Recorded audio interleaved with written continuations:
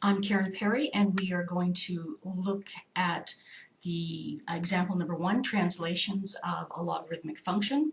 Specifically, we are going to look how the function y is equal to log base 3 of x, how that translates onto y is equal to log base 3 of x plus 9 plus 2.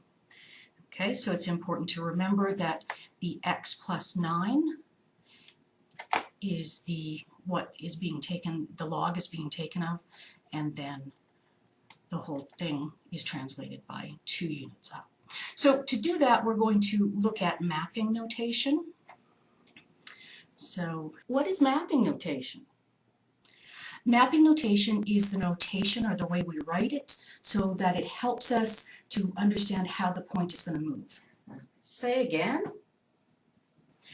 We use mapping notation to show us specifically how a point will be translated on the graph to the new point for the translated function.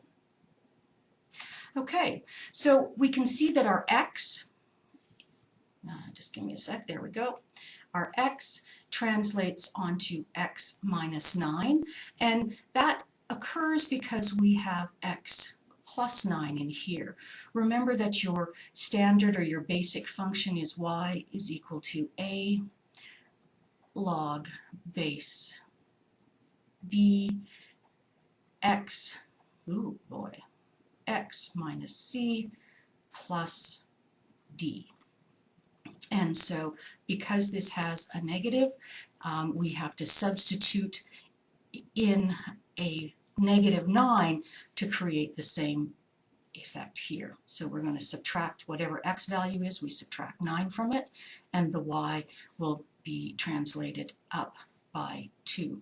So we have points here that exist on our logarithmic function, the basic function of log base 3 of x, and we can plot those points. Here we have 0 and 1, and then 1 and 0, 3 and 1, and 9 and 2. And then this graph runs something like that. And that is the graph of the log base 3 of x. Now, so this point, 1 and 0, we take x, which is 1, subtract 9 from it, which gives us negative 8. And then we take the 0 and add 2, which gives us 2. So I'm just going to switch colors. And this point here translates onto negative 8 and plus 2. So it translates up here. And our point 3 and 1, then our point 3 and 1 then translates onto 3 minus 9, which gives us negative 6, and 1 plus 2, which gives us 3.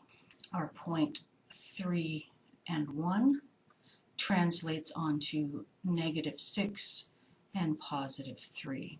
So to this point here. Our last point of 9 and 2 then translates, we take 9 minus 9, which gives us 0, and 2 plus 2, which gives us 4.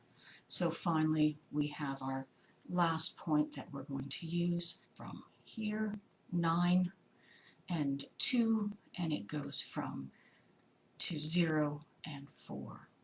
And so we create our translated function here. Usually those lines are straighter, right? Yes, usually those lines are a lot straighter, and so luckily for you, I have another slide that has beautiful graphs on it. So here we have our original, and this is a graph of the original line, which is much straighter, as you pointed out. And we can see that we've got those points that we talked about, 0 and 1, 1 and 0, 3 and 1, and 9 and 2. So here we've applied the horizontal translation to x plus 9 So we've shifted the whole graph 9 units to the right.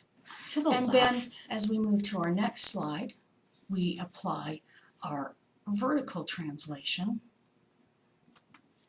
where we've shifted our graph, 2 units up. And finally, we have both the vertical and the horizontal translations where we've gone horizontal and vertical.